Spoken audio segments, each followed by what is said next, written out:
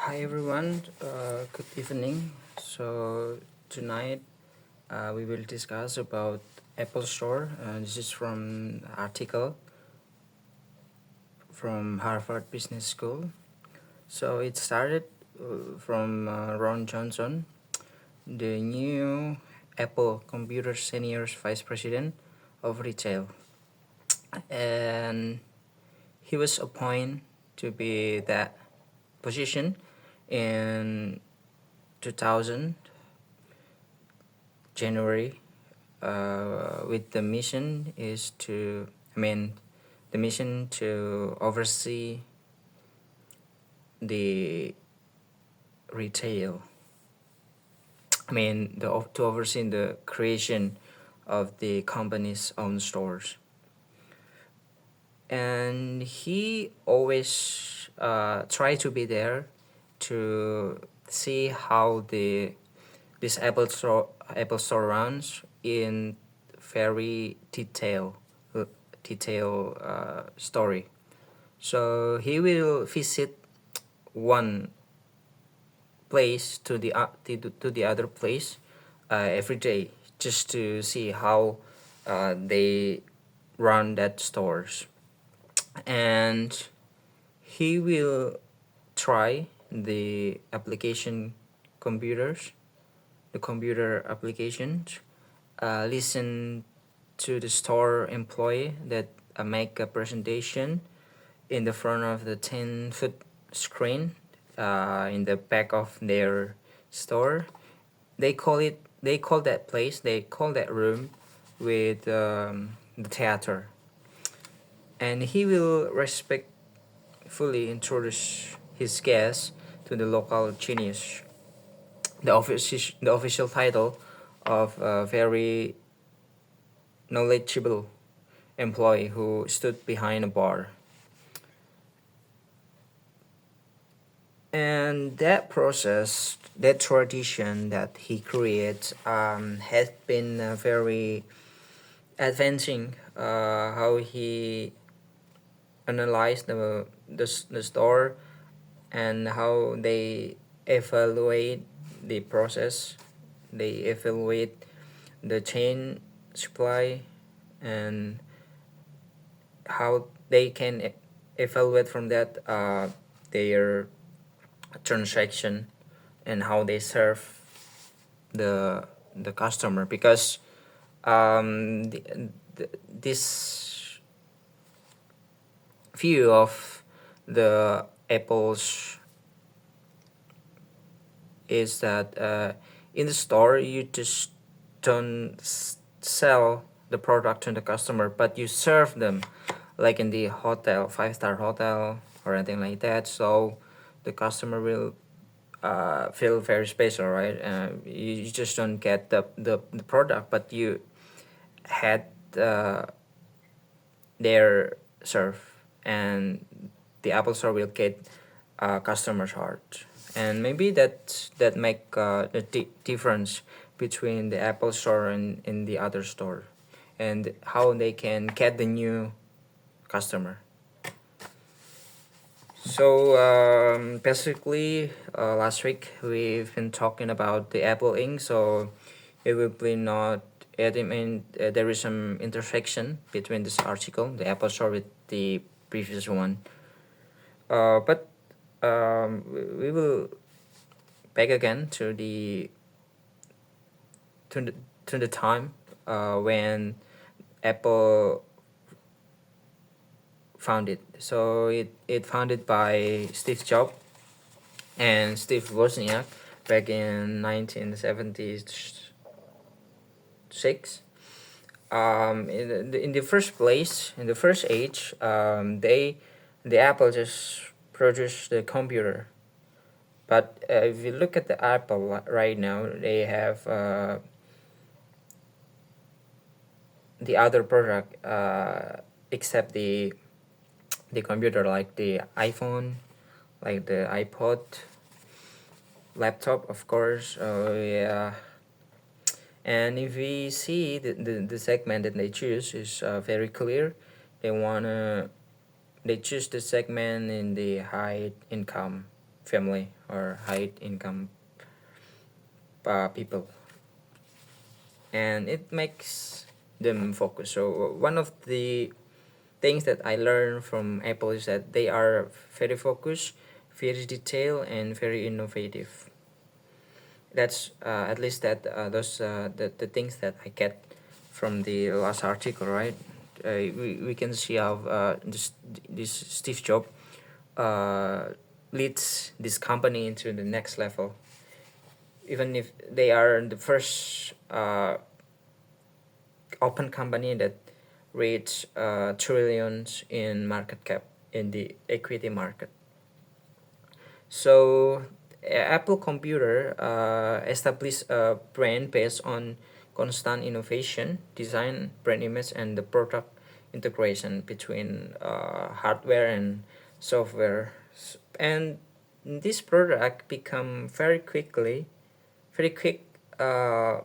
be the market leader with more than 15% market share in 1918. So it just took them 4 years to get that amount of market share, right? And but after the IBM arrived, their market share slowly declined because this IBM they bring Windows Intel combination that make Apple suffers.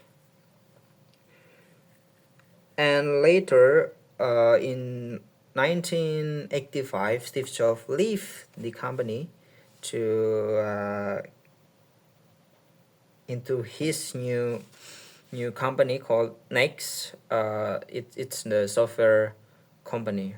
But after like 12 years with three CEO, and in that time, Apple had a very limited innovation. So Steve Jobs came back to the company to save Apple because during the time when Steve Jobs left the position of the CEO of Apple, this company really had a serious problem because they market shares still below 5% in the market shares, and for few years in a row they just only had 3% market share.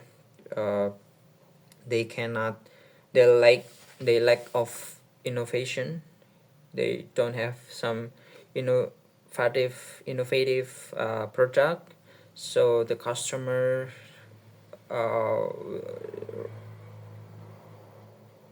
they rather to choose the other product rather than pick Apple again.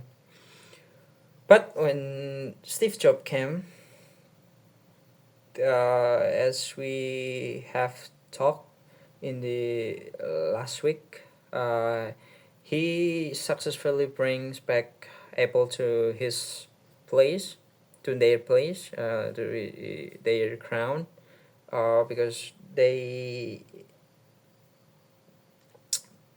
bring back the focus into the product.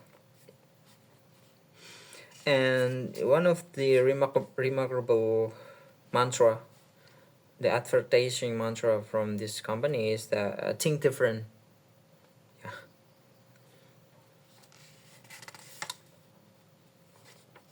Yeah. After Jobs come back, they focus on the innovation of iMac, and then later they release iPod, and then they release iPhone and the iPad, yeah, something like that. And with those product, Apple become a very successful company. So next, Steve was very good reader, right? We can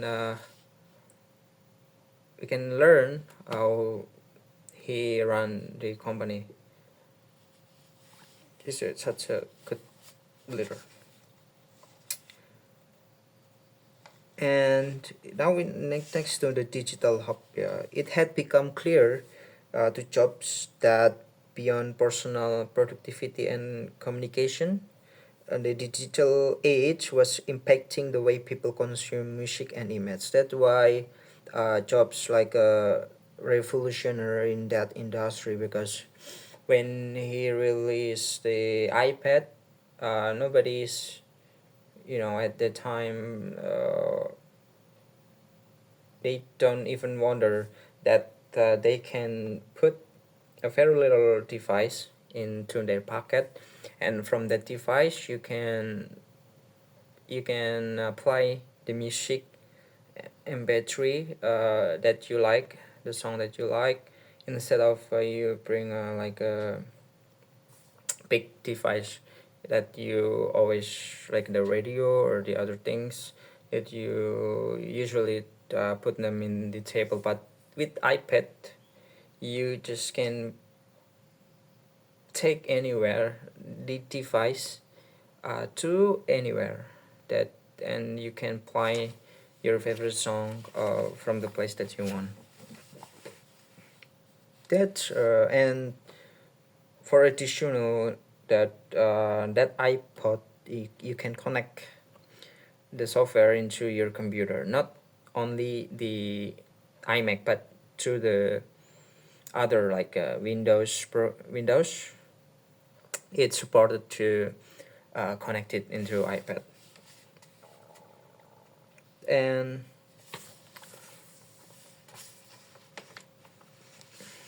that become the best selling from the personal music player. And then Jobs released another iPhoto. It's a software to organize and display digital image. It's a revolutionary in that field, right? And now we will talk about the sub difference. The consumer who perceive personal computers merely as a box to support Windows application had little consideration for Apple's values proposition. So one of the advertising line that I get from this article, that it said, what you do with your computer, instead of it's an opposite side to what the computer can do for you. So uh, instead of things that what the computer can do for you, this Apple advertisement turn it around into uh, what you can do with your computer. So it's a very interesting advertisement line. And yeah, back in the first store that built in 2001, uh, when Ron Johnson was have the mission to oversee the store.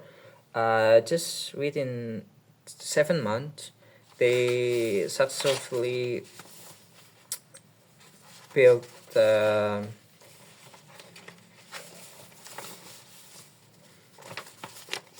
another 27 identical stores across the United States.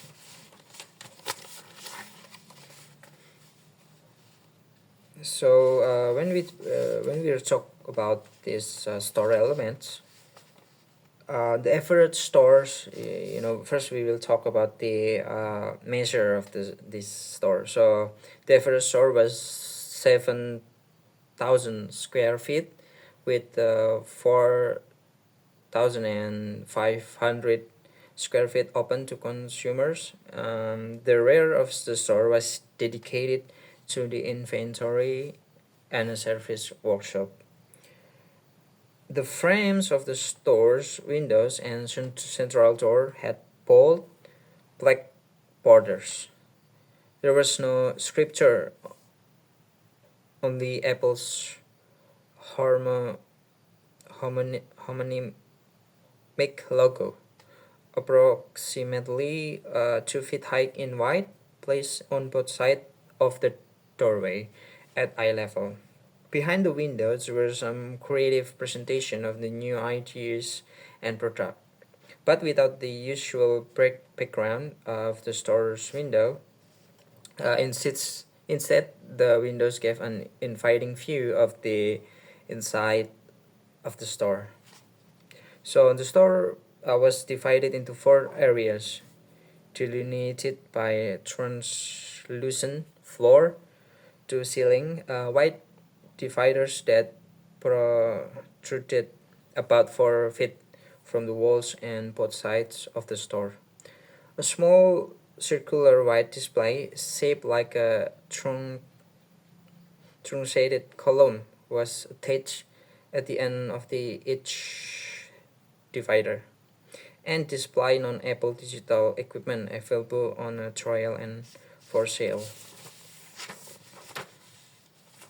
And like, yeah, as I said before, that Apple had the theater. This room was used to the presentation that Johnson will visit that room, and the employer will deliver the presentation about the product, about the consumer, everything about the store.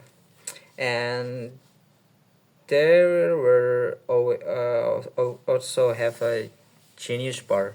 So Genius Bar was conceived as a place where customer could ask question, receive service and advice. They could bring their computer and have it hooked up in a way that mimic their home installation.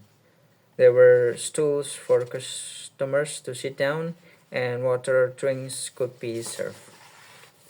I think that's it for today. So we will see again in the next video. Good goodbye.